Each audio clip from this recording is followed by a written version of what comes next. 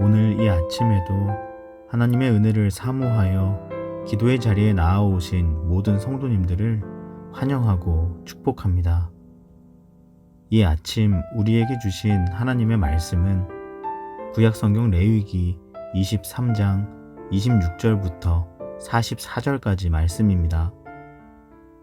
여호와께서 모세에게 말씀하여 이르시되 일곱째 달 열흘날은 속죄일이니 너희는 성회를 열고 스스로 괴롭게 하며 여호와께 화제를 드리고 이날에는 어떤 일도 하지 말 것은 너희를 위하여 너희 하나님 여호와 앞에 속죄할 속죄일이 됨이니라. 이날에 스스로 괴롭게 하지 아니하는 자는 그 백성 중에서 끊어질 것이라. 이날에 누구든지 어떤 일이라도 하는 자는 내가 그의 백성 중에서 멸절시키리니 너희는 아무 일도 하지 말라. 이는 너희가 거주하는 각처에서 대대로 지킬 영원한 규례니라. 이는 너희가 쉴 안식일이라. 너희는 스스로 괴롭게 하고 이달 아흐렛날 저녁 곧 그 저녁부터 이틀날 저녁까지 안식을 지킬지니라. 여호와께서 모세에게 말씀하여 이르시되 이스라엘 자손에게 말하여 이르라. 일곱째 달 15셋 날은 초막절이니 여호와를 위하여 이레 동안 지킬 것이라.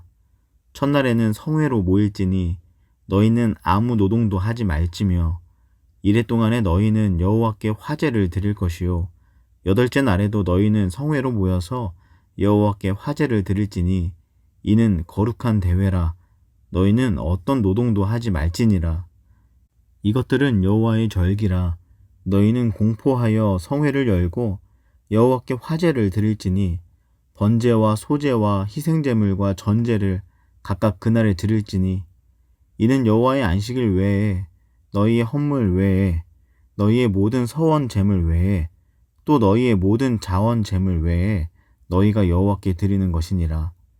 너희가 토지 소산 거두기를 마치거든 일곱째 달 15셋 날부터 이레 동안 여호와의 절기를 지키되 첫날에도 안식하고 여덟째 날에도 안식할 것이요 첫날에는 너희가 아름다운 나무 실과와 종려나무 가지와 무성한 나무 가지와 신의 버들을 취하여 너희 하나님 여호와 앞에서 이레 동안 즐거워할 것이라. 너희는 매년 이레 동안 여호와께 이 절기를 지킬지니 너희 대대의 영원한 규례라. 너희는 일곱째 달에 이를 지킬지니라.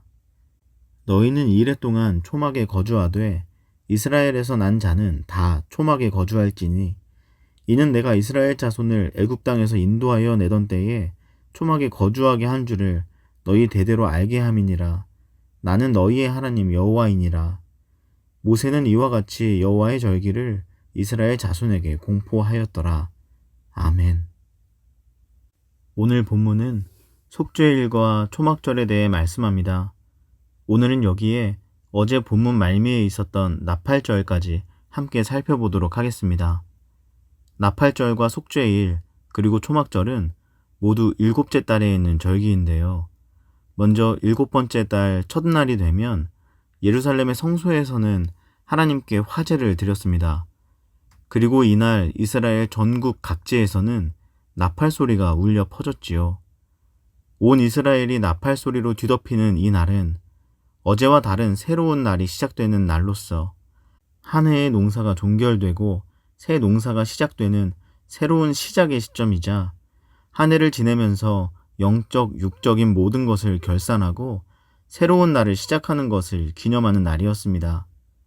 또한 당시 나팔 소리는 하나님께서 자기의 백성들을 부르시는 음성을 상징하기도 했습니다. 그렇기 때문에 이것을 신약의 관점으로 해석해 본다면 이 나팔 소리는 우리를 하나님께로 향하게 하는 유일한 길, 바로 그리스도의 복음이라고 할 수 있겠습니다. 온 땅에 새로운 날의 시작을 알리는 이 나팔 소리처럼 예수님께서는 이 땅에 오셔서 우리에게 새로운 삶을 열어주셨습니다.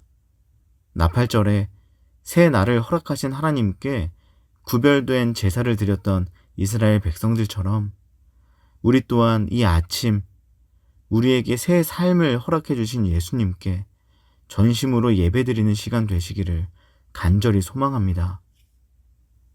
온 땅에 자기의 백성을 부르시는 하나님의 음성, 복음이 나팔 소리가 되어 울려 퍼집니다.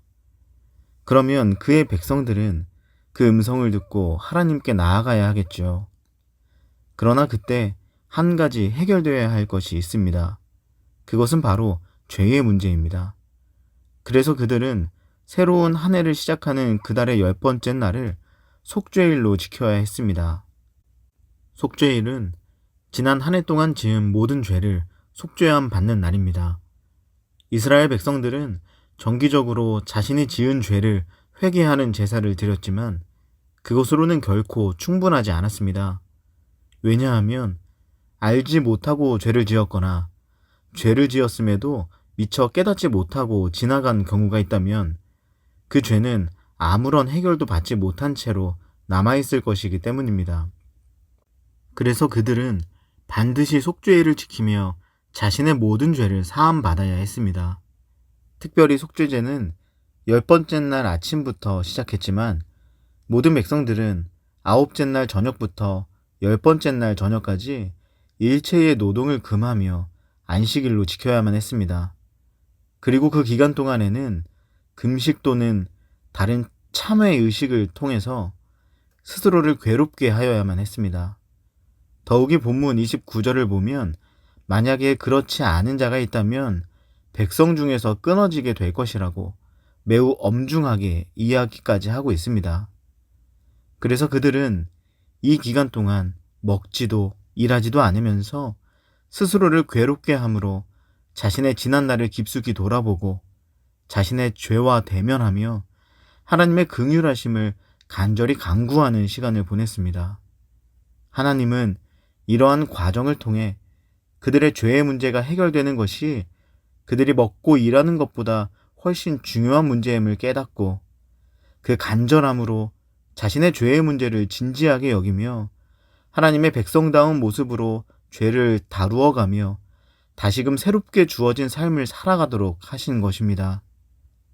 그러나 여러분, 우리는 예수님을 믿고 구원을 받았음에도 매일마다 하나님 앞에 범죄하며 살아갑니다. 오죽하면 사도 바울조차도 로마서 7장 24절에서 오호라 나는 공고한 사람이로다. 이 사망의 몸에서 누가 나를 건져내랴 이렇게 고백하지 않았겠습니까? 이 아침 하나님께서 우리의 죄를 얼마나 미워하시는지를 알면서도 그것에 아랑곳하지 않고 안일하게 반복적으로 짓는 죄의 문제들을 다시 십자가 앞에 정직하게 가지고 나아오는 은혜가 있기를 간절히 소망합니다. 그럴 때에 속죄일을 통해 한 해 동안 지었던 죄의 문제를 해결하고 새로운 삶을 시작할 수 있었던 이스라엘 백성들처럼 우리도 십자가 앞에서 다시금 새롭게 되어지는 은혜를 경험하게 될 것입니다. 속죄일에 이어서 7째 달 15째 날은 초막절로 지켰습니다. 초막절은 7일 동안 진행되었는데 절기가 시작되는 첫날과 7번째 날 다음 날인 8째 날에는 아무 일을 하지 않고 안식했습니다. 특별히 7일 동안에는 초막에서 지내야 했는데 이는 이스라엘 백성이 광야에서 초막을 치고 생활하던 시절을 떠올리게 합니다.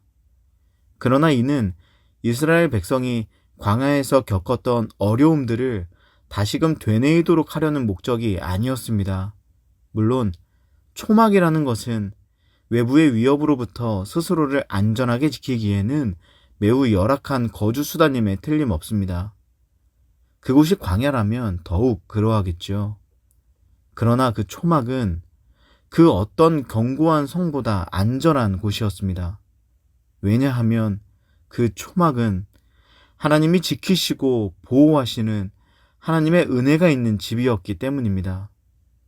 그래서 하나님께서는 이스라엘 백성들에게 이 초막절을 통해 광야에서의 모질었던 순간들마다 하나님께서 그들을 항상 돌보아 주신 은혜를 기념하며 장차 우리에게 허락될 영원한 하나님의 집을 꿈꾸는 축제로서 초막절을 지키도록 하신 것입니다. 즉, 이 초막절은 훗날 예수님께서 재림하심으로 성취될 구원의 완성을 예표하고 있는 것입니다.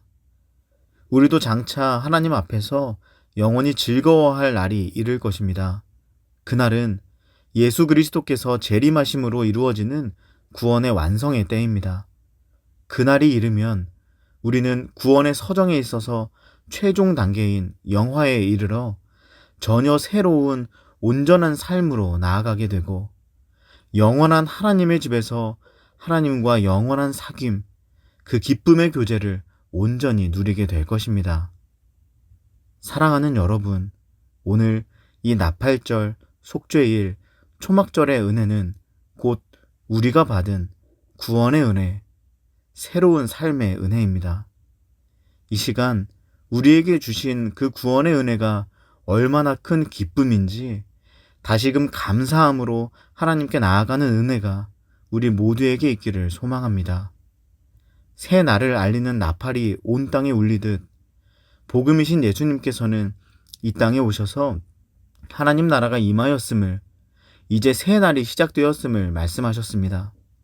그리고 십자가에서 우리의 모든 죄를 대속해 주심으로 우리에게 새로운 삶이 열렸습니다.